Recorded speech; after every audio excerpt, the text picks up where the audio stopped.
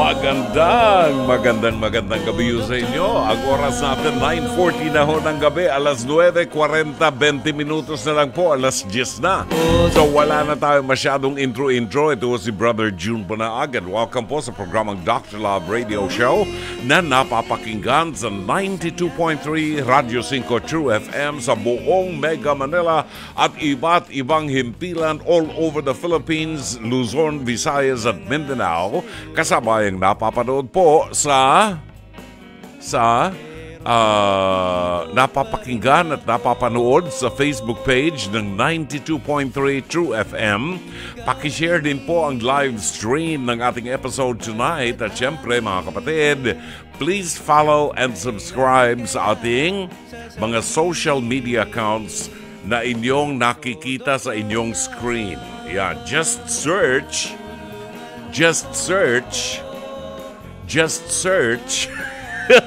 at Radio 5 True FM sa FB, X, TikTok, IG, and YouTube. Ayan.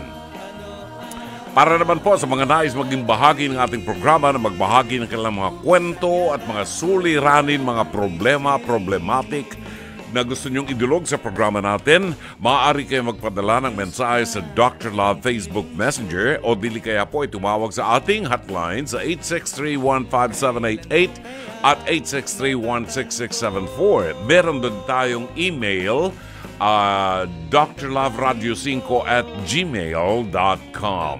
9:42 ang tumpak na oras. Pagbabalik natin, ihatid natin sa inyo ang mabuting balita ng Panginoon. Pagkain pang-spiritual, mga salita ng Diyos na nag-iiwan ng pag-asa, kapanatagan at kapayapaan. Pagkain pang-spiritual, hango sa bagong tipan ng banal na aklat. Pagkain pang-spiritual.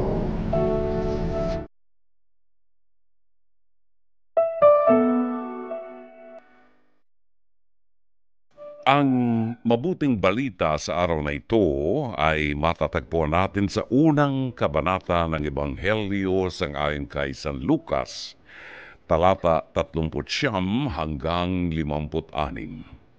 Sa araw na ito ay ating pong ginugunita ang kafiestahan ng pagdalaw ng mahal na Birheng Maria sa kanyang pinsan na si Santa Isabel or Saint Elizabeth. Sa mga nakasama na po natin sa mga paglalakbay natin, sa mga pilgrimages natin sa Holy Land, matatandaan ninyo na kayo po ay aming dinala sa isang lugar na kung tawagin ay Ain Carem. Ain Carem, sa lugar na ito, matatagpuan ng dalawang bahay ni Santa Isabel, no? Saint Elizabeth. At doon sa gawi pa sa kabilang side, nandun yung isang bahay naman kung saan isinilang si San Juan Bautista. Doon sa unang bahay, sa Church of the Visitation, dinalaw ng mahal na Birhen ang kanyang pinsan na si Santa Isabel ayon sa pagpapahayag ng Anghel Gabriel na ang kanyang pinsan na si Isabel na nasa advanced age ay nagdadalang tao at 6 na buwan ng kagampan. In other words, matanda na si Santa Isabel at dahilan sa biyaya ng Diyos, siya ay nagdalang tao at sa kanyang sinapupunan ay inilagay ng Diyos ang isang bata sanggol na tinawag na Juan Bautista na siyang maglilinis ng daan para sa ating Panginoon. Ang kanyang pinsang makalawa, ang ating Panginoong Jesucristo. Si Juan Bautista ang tagapaghanda sa dadaanan ng ating Panginoon. Siya ang magpapakilala kay Jesus sa bayan na siyang magiging tagapagligtas at Emmanuel. Ang mabuting balita ay tatalakay sa pagdalaw ng mahal na Birhen kay Santa Isabel sa unang kabanata ng Ebanghelyo ni San Lucas, talata 39 hanggang 56. Hindi nagtagal at si Maria ay nagmamadaling pumunta sa isang bayan sa bulubundukin ng Huda. Pagdating sa bahay ni Zacarias, binati niya si Elizabeth. Nang marinig ni Elizabeth ang pagbati ni Maria, biglang gumalaw ang sanggol sa kanyang sinapupunan at siya'y napuspos ng Espiritu Santo. Napasigaw siya sa galak. Pinagpala ka sa mga babae, at pinagpala rin ang dinadala mo sa iyong sinapupunan. Sino ako upang dalawin ang ina ng aking Panginoon? Sapagkat pagkarinig ko ng iyong pagbati ay gumalaw sa tuwa ang sanggol sa aking sinapupunan. Pinagpala ka, sapagkat sumampalataya kang matutupad ang ipinasabi sa iyo ng Panginoon. At sinabi ni Maria, ang puso ko'y nagpupuri sa Panginoon at ang aking espiritu'y nagagalak sa Diyos na aking tagapagligtas, sapagkat nilingap niya akong kanyang abang alipin. Mula ngayon, ang lahat ng tao'y tatawagin akong pinagpala, dahil sa mga dakilang bagay na ginawa sa akin ng makapangyarihan. Banal ang kanyang pangalan. Ang kanyang kahabagan ay para sa lahat ng saling lahing may takot sa kanya. Ipinakita niya ang lakas ng kanyang mga bisig. Nilito niya ang mga may palalong isipan. Tinanggal sa kanilang luklukan ang mga may kapangyarihan at itinaas ang mga nasa abang kalagayan. Pinasagana niya sa mabubuting bagay ang mga kapuspalad at pinaalis ng walang dalang anuman ang mga mayaman. Tinulungan niya ang Israel na kanyang lingkod at hindi niya kinalimutang kahabagan nito, tulad ng kanyang ipinangako sa ating mga ninuno kay Abraham at sa lahi nito magpakailanman. Nanatili si Maria kina Elizabeth ng may 3 buwan bago siya umuwi. Ang mabuting balita ng Panginoon. Pagkain pang-spiritual. Mga salita ng Diyos na nag-iiwan ng pag-asa, kapanatagan at kapayapaan. Pagkain pang-spiritual. Hango sa bagong tipan ng banal na aklat. Pagkain pang-spiritual. Salamat. 9:51 nagtumpak na oras sa ating palatuntunang Dr. Love Radio Show. Iahabol ko lamang po. Nang i-announce ng Anghel Gabriel kay Maria na ang kanyang pinsang si Elizabeth ay nagdadalang tao at 6 na buwan ng kagampan, kinabukasan si Maria na nagsimula ng magdalang tao ay nagtungo sa Ain Karem sa kanyang pinsan at nanatili doon sang-ayon sa Ebanghelyo sa loob ng 3 buwan. Ano ang dahilan bakit siya nanatili sa Ain Karem sa tahanan ng kanyang pinsan na matanda na pero nagbuntis? Nanatili siya ng 3 buwan. Ano ang purpose ni Maria? Gusto niyang maglingkod sa mga taong nangangailangan, katulad ng kanyang pinsan na alam niyang hirap na ang kanyang katawan dahilan sa kanyang katandaan at ngayon ay nagdadalang tao at manganganak na. Mary stayed there for 3 months hanggang sa isilang ang anak ni Isabel na si St. John the Baptist. Pero umalis si Maria bago isilang si John the Baptist upang hindi siya makita ng tao at upang hindi makita ang kanyang ginawang paglilingkod sa kanyang pinsan. Kita niyo ang kababaan loob ni Maria? 9:52 is our time. Ay tagal nang may grasya sa'yo, Puntahan naman natin ngayon ang ating Pest to Pest. Hear it ni Dr. Love. Ang wish na to. Ito po ay hinango natin sa programang Face to Face sa TV5 alas 11 hanggang alas 12 ng tanghali, Lunes hanggang Biyernes. Sa Signal TV 1PH ang replay nito 8 p.m. to 9 p.m.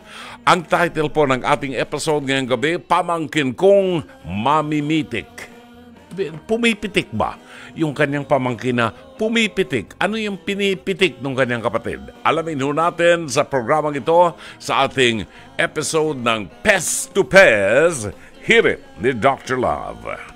Ho ang naging problema, Ate Hilda? Ganito po yan, ma'am. Sa bahay po kasi, marami pa akong gamit na nawawala. Kagaya po ng rice cooker, electric Ang lalaki, fan. Rice cooker, ref, hindi naman. Hindi kinaya yung ref. Okay, rice cooker. Electric fan po, at saka bike ng anak ko po. Bakit nawawala? Sino sa tingin mo ang kumukuha? Pabangkin ko po. Pamangkin mo. Pamalit o pambili ng shabu. Hindi ko na po mamatiis, ni blatter ko na. Tapos mo, ma'am, araw-araw po ako, ma'am, umaalis kasi may trabaho po ako, ma'am. Pag umuwi po ako, gano'n na naman, ma'am, marami pong nawawala, kagaya po na naman ng mga damit ng anak ko. Tapos po yung bago kong pagawa na gawa sa bakal na sampayan, ayun pa rin po. Nasaan ba ang magulang nitong pamangkin Wala, mo? ma'am, nasa probinsya. Sa akin po kasi yung nakatira at pinagkatiwala ng magulang. Ilang taon na ba siya? 21 na po. 21. Opo. So bakit sa tingin mo siya ba ay napabarkada? Opo, man, dahil po man sa tropa ng barkada niya, ma'am. Ilang taon na ba siyang kinukup-kup mo? Ilang taon na rito sa... Bali po, ma'am, 1 taon na. Sa taon pa lang. Yung hindi ko na po, ma'am, kaya, pinalis ko na po siya kasi solo parent po kasi ako, ma'am, eh. Kumbaga sa Ilan ang anak ninyo? 6 po, ma'am. 6 ang anak nyo, tas solo parent ka, at tapos nagkup-kup ka pa Opo, ng ma'am. pamangkin Opo. na naging perwisyo sa'yo. Siya ang pamangkin ni Hilda na nagnakaw umano ng mga gamit sa bahay. Daniel, pasok!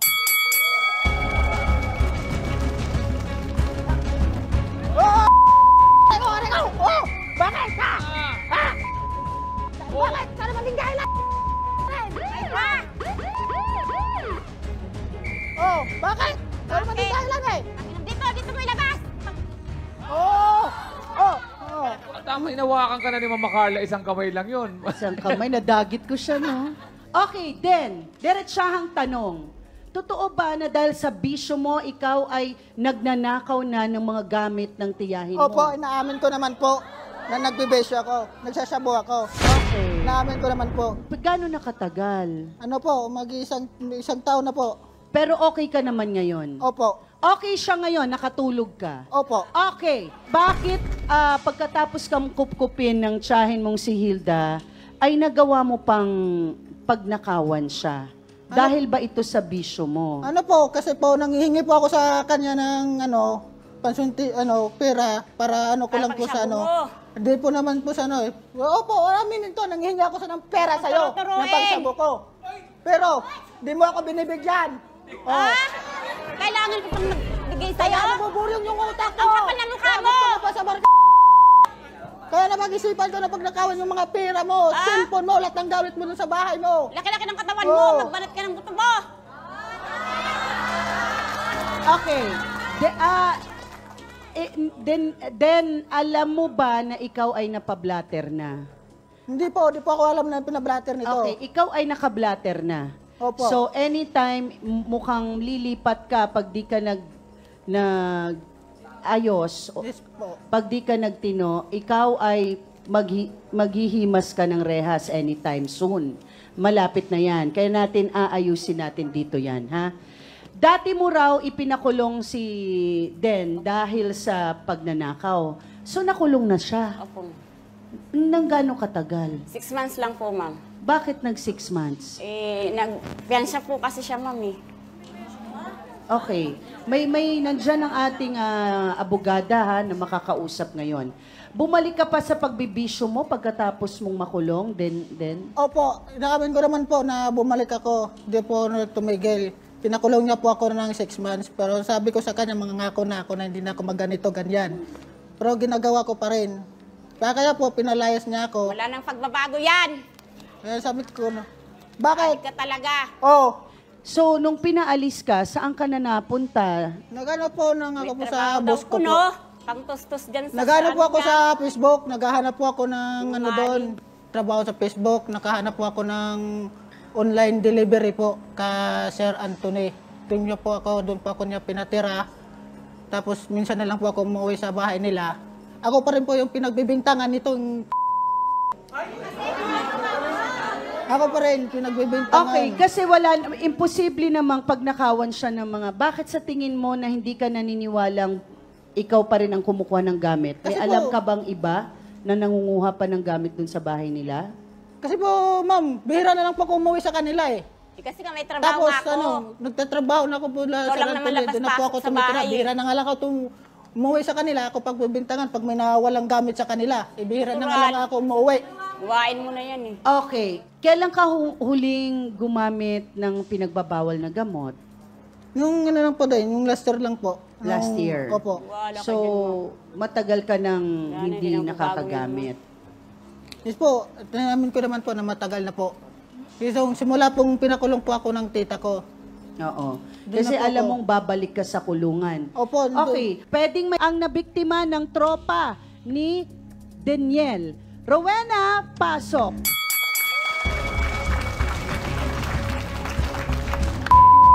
Kapal ng mukha mo, magnanakaw ka, pati yung tindahan ko, nagawa mong nakawan. Bakit?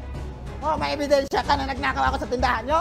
Ikaw lang ang tao doon sa tindahan. Nagluto Wala. ako, pagbalik ko, wala na yung paninda kong sigarilyo, Oh, chicherya. bakit? Hindi mo ba alam, pambaon lang ng anak ko yon. Yun lang yung pangtostos ko, pang-aral, pambaon. No. Wala kang pababago, adik ka talaga kahit kailan ka. Nasusutsura mo sa tita ko, ganyan. Pati Oh. kapitbahay namin, maraming nakakita sa'yo. Magnanakaw ka talaga, Wala adik ka kayong talaga. ebidensya. Wala ka ng ano, Eh, pagbabago. Ate Rowena, teka lang ha.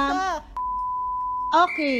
Kailan ito nangyari na ikaw ay sinasabi mong pinagnakawan ka ni Daniel? Itong January lang po. Etong January. Opo. Ano nangyari? Anong ginawa mong aksyon? Bali po, sinumbong ko po sa tsain niya na ganun nga po yung pamangkin niya. Laging nagnanakaw, pati kapitbahay namin. Ninanakawan na niya dahil Okay, nagpapagawa pero sa bakit bisyo sa- niya. Bakit sa Paano? tingin mo nakakalus si Daniel at bakit siya ay malaya pa? Kung sa tingin siya talaga ay salot sa lugar ninyo, bakit siya ay malaya? Lagi na lang Kasi yan na, po. wala kayong ebidensya.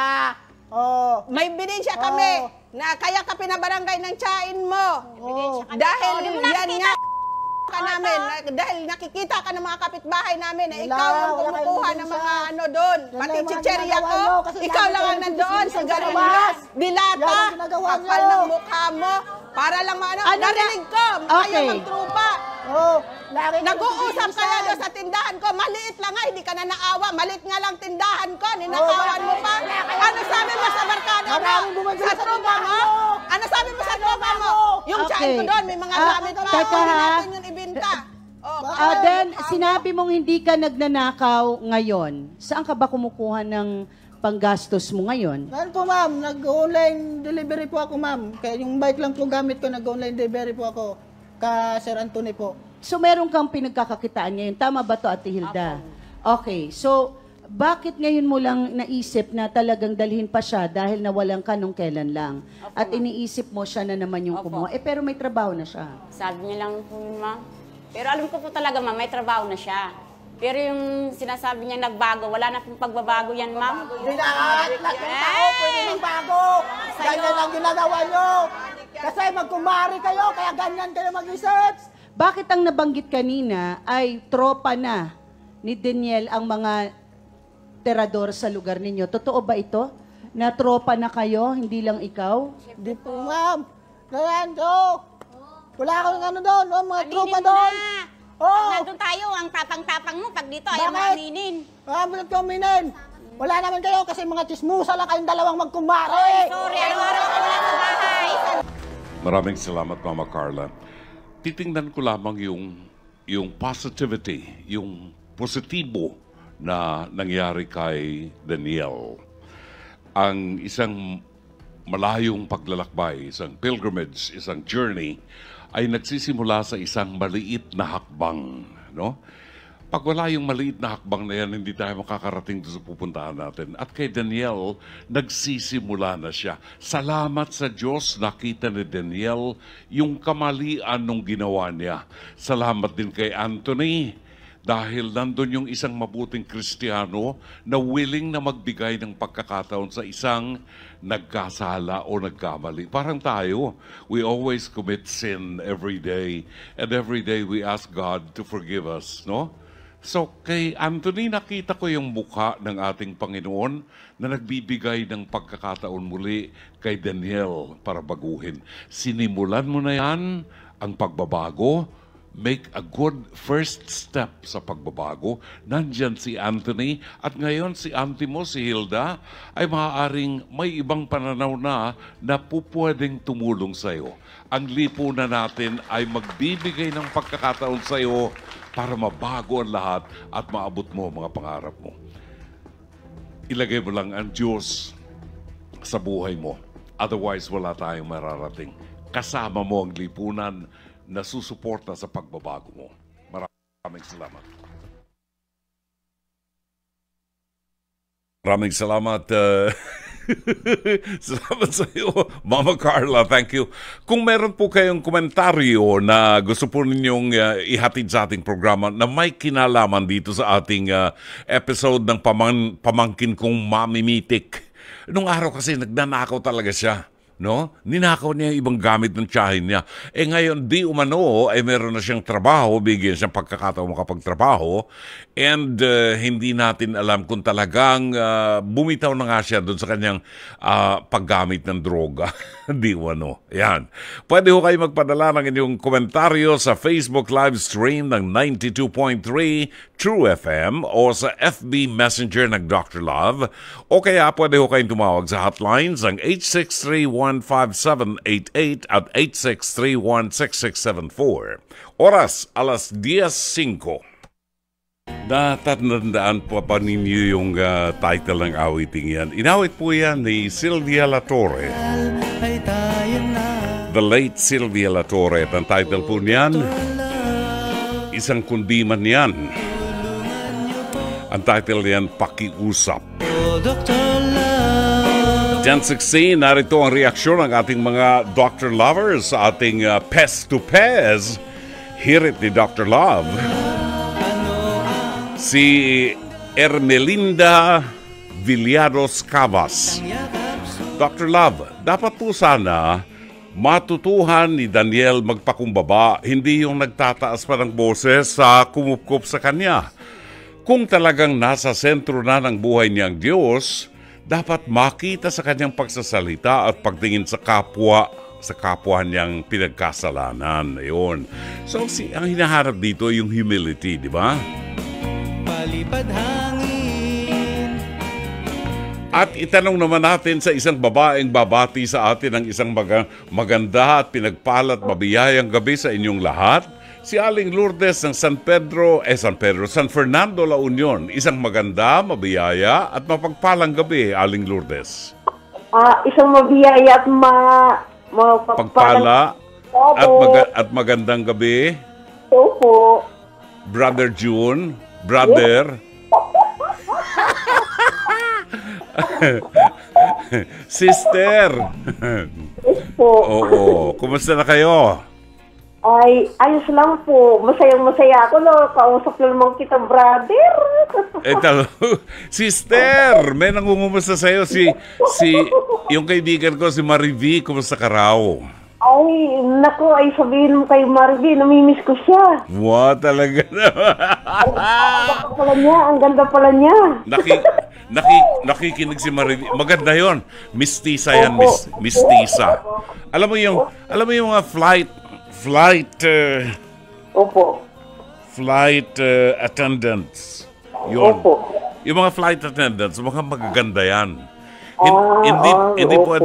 Hindi pwedeng nget padoodle dyan. Kinakailangan magandang katawan, matangkad. Yun. Gusto ko po siya maging kaibigan. Napakabait po niya eh. Mabait po yan at masipag yan maglakbay sa ibang bansa. Pilgrim ko yan, pilgrim ko si ano. Ay, sana makasama ako sa October, brother. Sa October, maganda yung biyahe natin sa October. Sa Europe, pupunta tayo ng Our Lady of Lourdes. Kung makarating doon, brother. Oo, sister, pupunta tayo sa pupunta tayo sa Rudobac. Rudobac, doon makikita. Nandun yung apparition ng Our Lady of Miraculous Medal. Ay, ganun po. Pupuntahan natin yung simbahan ni Saint Vincent de Paul. Makikita mo yung katawan niya ron, hindi na aagnas. Pati yung balahibo sa ilong, makikita mo. Okay. Napangarap ko po talaga makarating doon, brother. Oo, hamo siya, sister. Ipagdadasal natin, magtitirik ako ng kandila para makasama ka. Opo, Okay. salamat. Ano ang masasabi mo dito sa kasaysayan ni Denden, si Daniel, na ngayon ay isang rider at dating gumagamit ng droga? At yung kanyang auntie, si Hilda, na ninakawan niya nung araw. Yun. Yun. Sige. Napakawalang utang na loob naman po ng na yan, Daniel na yan. Pagkatapos siyang kupkupin ng tiyahin niya, nagawa pa niyang pagnakawan. Opo. Tapos ano pa siya, ano pa yung kanyang loob na magalit sa tita niya. Ayaw pa niya halos aminin. Anong sasabihin mo kay Daniel na nakikinig sa atin ngayon? Opo. Ay, Daniel, ikaw naman, dapat sikapin mo ang na makapagtrabaho ng maayos at para gumanda ang buhay mo. Bata ka pa, dapat iayos mo ang buhay mo at iwasan mo yung mga barkada. Opo, kasi walang mangyayari sa buhay mo niyan. Tatanda ka na wala man lang nangyayaring maganda sa buhay mo. At isinalain sa Diyos na bigyan kanya ng kapalaran na maganda. Oo. At patunayan niya sa kanyang tiyahin kay Aling Hilda na nagbago na nga siya. Opo, at saka patunayan niya na kaya niyang tumayo sa sarili niyang paa, hindi niya kailangang umasa. Oo. Mahirap kasing tumayo sa paa ng iba. 'Di ba? Kailangan yung sariling paa mo ang itayo mo, 'di ba? Opo. Sige. Kaya nga po Okay. Anong ulam natin ngayong gabi? Ay, sardinas po na may malunggay. Ay, tigilan mo ko. Yan ang ulam ko kanina. Ulam namin mag-asawa, sardinas. Nagbukas kami ng isang lata ng sardinas, hiniwaan ko siya ng sibuyas, nilagyan ko ng konting toyo. Ang sarap. Yun po talagang nakakaubos po ng kanin. Talaga, doble ang kain ko. Opo. At meron pang natirang isang lata ng sardinas. Mamaya pag-uwi ko, bibili ko ng hot pandesal. Opo. Doon sa Santa Ana, bibili akong hot pandesal. At pagkatapos, kakainin ko. Kakainin ko yan. Yung mainit na bagong luto po. Yes, exactly. Sige, papadala ko sa'yo mamaya. Tatawagin ko si Daniel para i-deliver sa'yo yung pandesal at sardinas. Ano po siya? Delivery online? Okay, sige. Thank you very much, Aling Lourdes. Yung kay Sylvia Latorre po, pa-request ulit. Pakiusap. Yeah, Sylvia Latorre. Thank you. Salamat. Si Aling Lourdes ng San Fernando, La Union. Meron pa bang ibang reaksyon? Wala na. Okay. Mamaya na yung iba. Si Grace Divina ay nagtatanong, Brother June, saan po ang next pilgrimage? Saan nga po ulit pwede mag-inquire? Ang next, you still have time para makapag-ipon-ipon ng konti. Ako nag-iipon na eh. Ang susunod na pilgrimage natin, napakaganda po ng itineraries. Ano ibig sabihin ng itineraries? Ito yung mga lugar na pupuntahan natin. Yan. Magsisimula po tayo sa Portugal. Ano makikita sa Portugal? Makikita natin dyan yung bahay ni na Lucia, ni Francisco at saka ni Jacinta.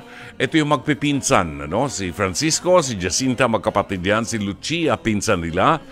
Ito ang mga visionaries ng Our Lady of Fatima. Dadalhin namin kayo doon sa lugar kung saan naganap ang aparisyon ng Anghel Gabriel, okay? Na unang nagpakita ang Anghel Gabriel para turuan ng mga bata kung paano magdasal. Pagkatapos napakita ang mahal na Birhen ng Fatima dito sa tatlong batang ito sa Cova da Iria sa Fatima, Portugal, dadalhin namin kayo sa eksaktong lugar kung saan naganap ang aparisyon at sa gabi tayo po ay magpuprosesyon kasunod natin ang mahal na Birhen ng Fatima. Ang ganda, tayo aawit ng Ave, Ave, Ave Maria. Yun, ganda. And then from there, magpupunta tayo sa Spanya kung saan makikita natin ang lugar kung saan nagpakita mahal na Birhen kay Santiago, St. James, no? Our Lady of the Pillar. And then patutungo tayo sa ibang bahagi pa ng Europa, kasama dyan ang Our Lady of Lourdes, kung saan nagpakita mahal na Birhen ng Lourdes kay Bernadette Soubirous. Pupunta tayo sa Nevers, France para makita nyo ang katawan na hindi na agnas. Katawan ni Saint Bernadette Soubirous na hindi na agnas, na hanggang sa ngayon ay malambot pa. Ay, ilang daang taon na yon. Nalubog na sa lupa yan, hindi na agnas. Diba? And from there, tayo magtutungo sa Paris, France. Wow, sosyal, ano? Paris, France. Iinom tayo dyan ng mainit na tsokolate. Ay, nako. Yan ang gustong-gusto ko sa Paris. Yung hot chocolate nila. Tayo po naman ay magpupunta sa Rue du Bac kung saan naganap ang aparisyon ng Our Lady of Miraculous Medal. Nandiyan ang hindi na agnas sa katawan ni Saint Catherine Laboure. Yun.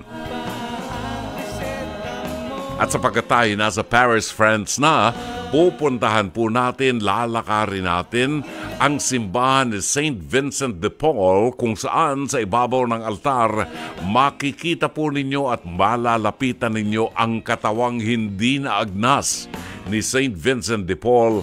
Makita mo ang balahibo niya sa kanyang ilong. Hindi na nagupit. Ang ganda.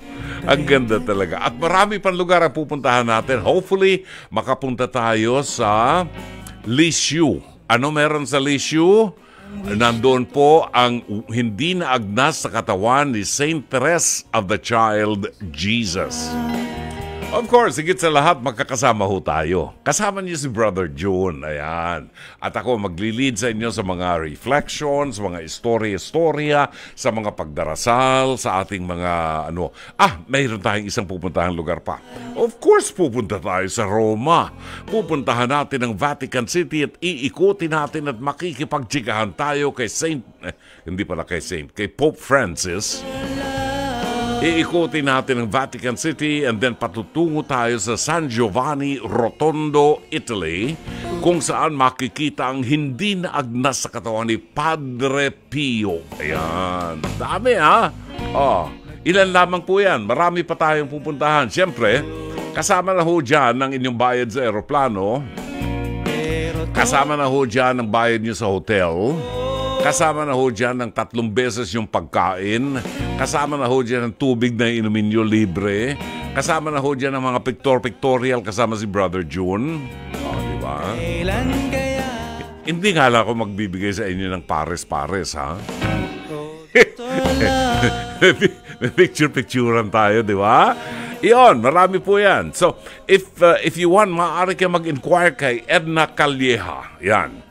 Edna Calleja, siya po ang nag-aasikaso niyan Ayun pala, ang telephone number ni Edna Calleja, tawagan nyo na ngayon. Or pwede kayo mag-text. Ang telephone number ni Edna Calleja ay nasa screen po ninyo, 0925-752-2230. Nakaabang po si Edna Calleja kahit natutulog yan. Mag-text kayo o tawagan nyo. I-text po ninyo kung meron kayong email address o meron kayong Viber account. I-text po ninyo sa kanya para mapadalhan kayo ng kopya ng ating itinerary. This will be in October, I think October 5. Pwede ako nagkakamali. So asahan niyo sa October, whether you like it or don't, wala ako dito. Kasama tayo ng mga pilgrims natin. Edna Calleja, 0925-752-2230.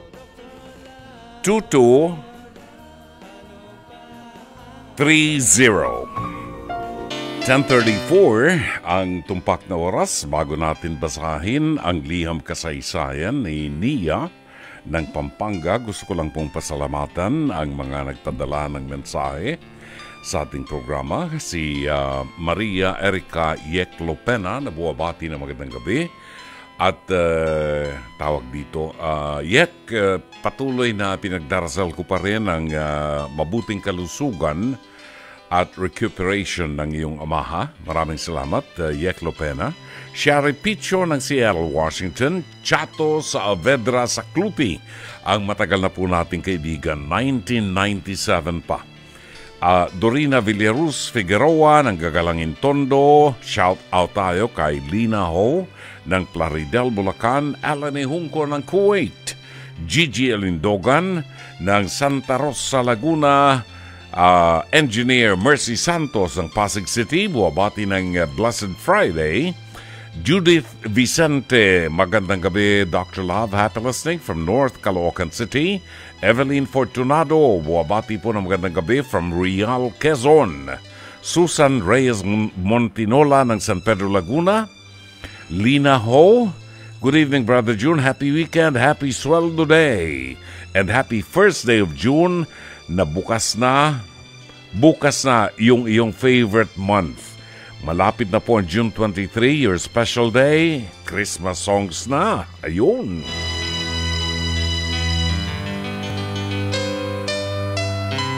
Salamat din po ng marami kay Carmelita Lina Neira, kay Amadeo Giorgio Gonzalez ng Davao City.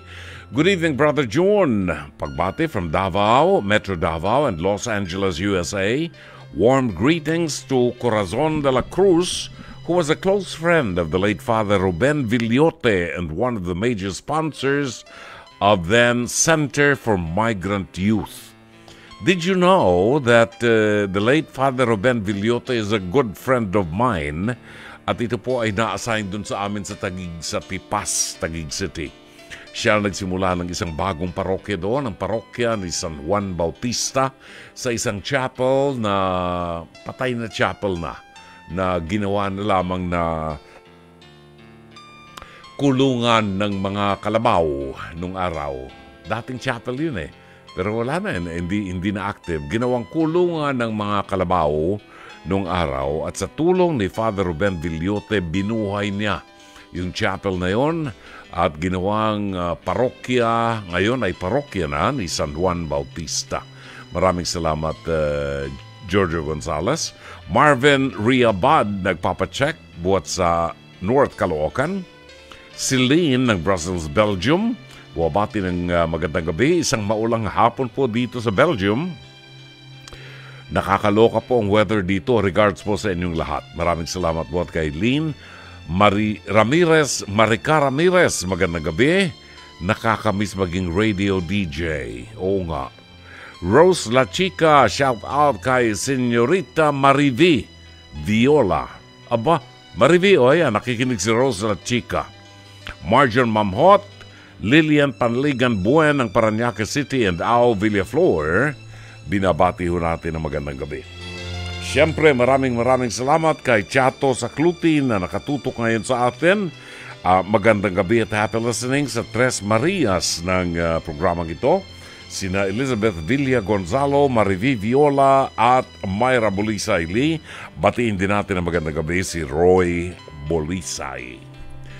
10:38 is our time. Narito ang liham kasaysayan ni Nia.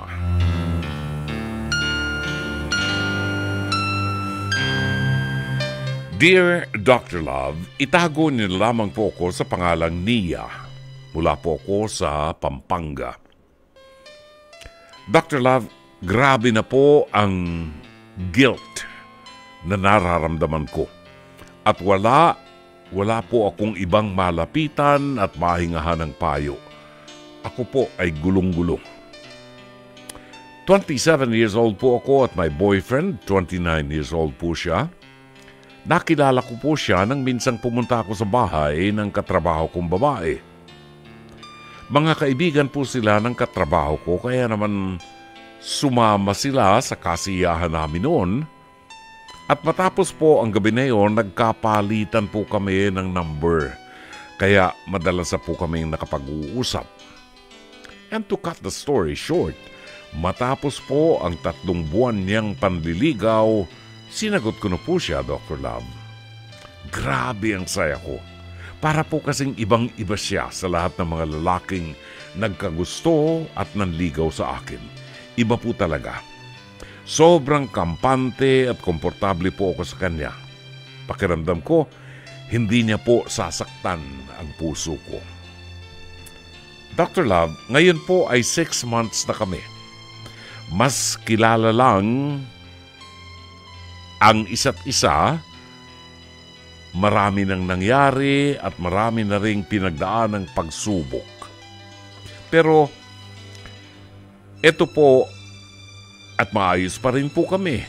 Hindi po kasi ako nagkamali na hindi niya ako sasaktan. Mayroon po siyang respeto sa akin at laging iniisip ang mararamdaman ko sa tuwing gagawa siya ng desisyon. Lagi niya po akong kinukonsidera. Kaya nga lamang po, Dr. Love, nang mag-decide na po ako na dalhin siya sa bahay para po sana ma-meet siya ng family ko, may hindi po ako inaasahang matutuklasan sa kanya. Noong mga oras na yon, nalaman ko, para bang napahiling ako na sana ang nalaman ko na lamang ay may iba siya o dili kaya dati siyang boyfriend ng kung sino man sa pamilya ko. Pero, Dr. Love, hindi po ganun ang nangyari. Sobrang lala po. Nagulat ako at kilala siya ng mga pinsan at tiyahin ko. Kasi po pala, Dr. Love, pinsang buo ko raw po ito. Hindi po namin alam ito pareho. Ang paliwanag ng magulang ko, ang lumayas nilang kapatid at matagal nang walang komunikasyon sa kanila, ang ama ng aking boyfriend, Dr. Love. Gusto ko pong kainin na lamang ako ng lupa ng mga oras na yun. Literal na naramdaman ko po ang tinatawag na speechless. Nagalit po sila. Bukod po kasi sa alam nilang matagal lang kami, galit din po talaga sila sa kanilang kapatid na tatay ng aking boyfriend. Black sheep daw po kasi ito ng pamilya. Kaya hindi pinag-uusapan at walang humanap sa kanya. Matapos po ang araw na yon, pati sa mismong boyfriend ko, nakaramdam ako ng hiya. Hindi ko po alam ang gagawin ko. Hindi ko na po siya inihatid nung araw na yon at nagtago na lamang po ako sa kwarto. Pero hanggang ngayon, Dr. Love, tinatawagan niya pa rin po ako sa lahat ng social media account ko, maging sa number ko. Nitong nakaraang linggo nga lamang po ay pumunta ito sa bahay at pinalayas nga lang ng mga magulang ko. Hindi ko rin po siya nilabas kahit naririnig ko na umiiyak po siya sa labas ng bahay namin. Dr. Love, nagigilty po ako. Para bang napakabigat ng kasalanang nagawa ko at ngayon dagdag pasakit din sa akin na makita siyang nagdurusa dahil hindi ko siya mapanindigan. Dr. Love, ang sabi niya sa akin ay huwag intindihin ang sinasabi ng parehong magulang namin. Umalis na lamang daw po kami at magsama na. Tutal, mayroon namang nangyari na sa amin. Kaya nga lamang po, para bang hindi ko kayang lunukin na mapangasawa ay ang pinsang buo ko pala. Alam ko pong masama ito, Pero hindi ko po ginusto ito. Lilinawin ko lamang po ngayon, Dr. Love, hindi ko po alam ang gagawin ko. Makikinig po ba ako sa boyfriend ko at sumama na sa kanya? Pwede niyo rin po bang ipaliwanag sa akin bakit nga po ba bawal maging magkarelasyon ang magkamag-anak? Ang alam lang po kasi namin masama, pero ang totoo, hindi po namin naiintindihan kung bakit. Maraming salamat po, Dr. Love. Tatanggapin ko po ang anuman po sa inyong payo at sermon. Gumagalang, Nia ng Pampanga.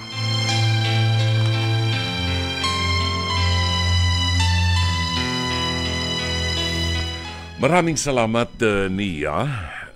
Mabuti meron tayong time para pag-usapan natin to. Una, nais kong sabihin sa iyo na don't feel guilty about what happened. Hindi mo kasalanan. Hindi mo ginusto. Hindi mo kasalanan na umibig sa kanya. Hindi mo kasalanan na magkaroon kayo ng relasyon dahil wala kayong alam. Nagmamahalan kayo. At maganda ang pinagsama ninyo. Di ba?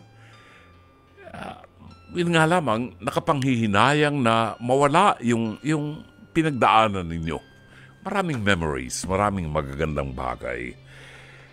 Pero himayin natin ang iyong suliranin at gusto kong malinawan mo na ang dahilan kung bakit ito ipinagbabawal. Okay? Maaaring hindi nauunawaan ng boyfriend mo at maaaring hindi mo pa rin naunawaan at kung ano ang maaaring mangyari pagkatapos kung babaliin ninyo ang bagay na ito. Una, hindi kasalanan ng boyfriend mo. Sabihin mo sa tatay mo, sa nanay mo, huwag namang tratuhin ganun, huwag palayasin. Kasi tao naman yan. Kadugo niyo naman yan, di ba? Na nakakaunawa din at wala namang ginagawang masama sa inyo. Hindi naman nagbabasag ng bote sa loob ng bahay ninyo. Hindi naman nagwawala. So, tratuhin na disente at tao at ipaliwanag ang dahilan. Baka kasi hindi rin alam ng mga magulang mo kung bakit ipinagbabawal yan. Now, gusto kong linawin sa iyo. At this is biblical. Ito ay biblical. Kung nababasa mo o nadidinig mo sa mga ebanghelyo na minsan ang ating Panginoon ay nangangaral at may dumating na mga tao at gustong makausap ang ating Panginoon. Sa gitna ng kanyang pangangaral, ay nilapitan siya ng kanyang mga apostol at sinabi sa kanya, Maestro, meron pong dumating na tao dyan sa labas, hinihintay kayo at gusto raw kayo makausap. Siya raw ang iyong ina at yung mga kapatid na babae at saka kapatid na lalaki. Mga kapatid na lalaki at kapatid na babae mo raw kasama ng iyong ina. So, ang mga protestante, habang binabasa ito, hindi naman naunawaan kasi iba ho ang paraan ng mga Katoliko ng pag-unawa sa Biblia. So, akala ng mga protestante, tunay na mga kapatid ng Panginoon yon. Ang katunayan po, yung sinasabi ng Ebanghelyo, ang sabi ng Panginoon, sino ang aking ina at ang aking kapatid na babae at ang aking kapatid na lalaki? Ang ibig sabihin ng Panginoon, sino ang aking ina?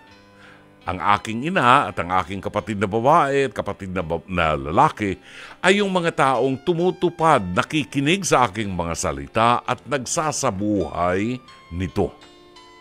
But then, bakit nagpakilalang kapatid na babae at kapatid na lalaki yung nandun sa labas? Kasi po, yung mga taong yon ay mga pinsan ng ating Panginoon. Sa Israel, ang mga pinsan po, lalo na yung first cousin, ay kinukonsider po na mga kapatid. Sapagkat sa genes ng mga magpipinsan, lalo na yung first degree, sa DNA nila, makikita po ninyo ang pagkakapareho ng DNA. Kung may pinsan kayo, magpa-DNA kayong dalawa, ipacheck ninyo, makikita nyo halos pareho ang inyong DNA. Kasi considered kayong magkapatid. Kaya sa tradisyon ng mga Hudeo, tandaan natin si Jesus, si Maria ay Hudyo. Sa tradisyon ng mga Hudyo na isa sa pinakamatandang relihiyon nung araw, ipinagbabawal ang pagpapakasal at pakikipagrelasyon sa pinsang buo, first cousin. Sa Bible, ipinagbabawal yan. Kasi, ano nga yung kasalanan na yun? Nalimutan ko. Kapag ikaw ay nakipagtalik sa kapatid mo, yan ay napakalaking kasalanan. I forgot the name of the sin. Pero ipinagbabawal po. Hindi tayo pwedeng makipagtalik sa ating kapatid o sa ating pinsan. Ang gumagawa lang yan mga hayop, no? Now, ano pang isang incest? Yes, salamat ha. Thank you. Napakabuti ng ating mga producers. Ang kasalanan ay incest. Kapag ikaw ay nakipagtalik sa iyong ina, nakipagtalik sa iyong ama, nakipagtalik sa iyong pinsan, sa iyong kapatid, incest ang tawag doon. Sa mata ng batas sibil, ipinagbabawal din po yan sapagkat nakabata yan sa scientific examinations and research. Nia, sana nasusundan mo ko ha? Sa research na ginagawa ng mga paham sa siyensya, napag-alaman nila na kapag ang magpinsang buo o ang magkapatid ay nagtalik, ito ang tandaan mo ha, kapag ang pinsang buo o ang magkapatid ay nagtalik at nagbunga ang kanilang pagtatalik, malaking porsyento, 85 to 90% ng batang isisilang ay may kapansanan sa pag-iisip o sa katawan. So, sa mata ng siyensya, ipinagbabawal din ang pagpapakasal o pagsasama o pakikipagtalik sa iyong pinsang buo. Pinsang makalawa, hindi na. Pinsang buo lang. Kahit sa batas ng sibil, ipinagbabawal yan. Alam mo, napakahirap sa isang magulang kung pipiliin mo na kayo ay magpatuloy sa inyong relasyon at nagkaroon kayo ng anak. Ilan sa mga magiging anak ninyo ang magkakaroon ng kapansanan sa isip. And I can attest to this personally, dahil meron akong pinsang makalawa, second degree cousin. Ang pinsan ko, yung lalaki, at yung babae, ay pinsang buo nung aking pinsan. Okay? In other words, yung pinsan ko lalaki, may pinsang buo siya doon sa kanyang mother's side. Anak ng kapatid niya. Matigas ang ulo. Niloko ang simbahan, niloko ang civil. Sinabi hindi sila magkamag-anak. So, nakasal sila. Nagtalik. Nagkaanak. 5 ang anak. 3 sa 5 anak ang may kapansanan sa ulo. See? Ayaw mong mangyari yan. Kasi kaawa-awa ang magiging mga anak ninyo. Ngayon pa lang niya, harapin mo na ang katotohanan na wala kang kasalanan. Huwag mong sisihin ang iyong sarili sapagkat hindi mo kasalanan yan. Hindi mo kasi alam. Magiging kasalanan yan ngayon na alam mo na. So, kung ang iniisip mo ay magbuo ng isang pamilya na hindi mo aalagaan habang buhay ang iyong mga anak dahil may kapansanan sa pag-iisip, ipaliwanag mo yan sa iyong boyfriend at magdesisyon na tapusin na ang lahat sapagkat ito ay isang bagay na hindi maaaring aprubahan at payagan ng Diyos. Sana'y natulungan ka ng palatuntunang ito. As always, Dr. Love. Around the world, inawit sa atin ni Nat King Cole. Ang ganda yan. Talaga nakakalungkot pagka napapakinggan natin yung mga awitin ng mga nagdaang panahon. Pero nagdadala sa atin ng magagandang kasaysayan. Well, Biyernes na ho ngayon. Ibig sabihin po, magbabakasyon tayo ng 2 araw. Hindi tayo magkikita. Next week ba, Jen? Nandito ka pa? Wala na. Pero babalik ka, promise, ha? Okay. Magbabakasyon po kasi si Jen. Bueno, hanggang bukas muli. Ay, hindi pala. Sa Monday pala. At 9:30 to 11 o'clock, sa ngalan po ng ating General Manager ng Nation Broadcasting Corporation, Mr. Raul de la Cruz, ang head ng ating Programming and Production, Alvin Maanyo, ang ating Operations Manager, Cherry Baile, ang ating mga producers, Jen Ganda Morales at Mike Santillan. Sa ngalan po ni Direk Sheikh Mamaril, sa ngalan ng ating studio technician, Romer Tigas, at ang ating PA at avid operator, Jairi Ann Manipon, ito po naman ang inyong lingkod, Brother June Banaag, OP, pansamantalang magpapaalam hanggang sa araw ng Lunes, gabi ng Lunes pala, alas 9:30 hanggang alas 11 sa programang Dr. Love Radio Show. Magandang gabi, maraming salamat, Shabbat Shalom. May each day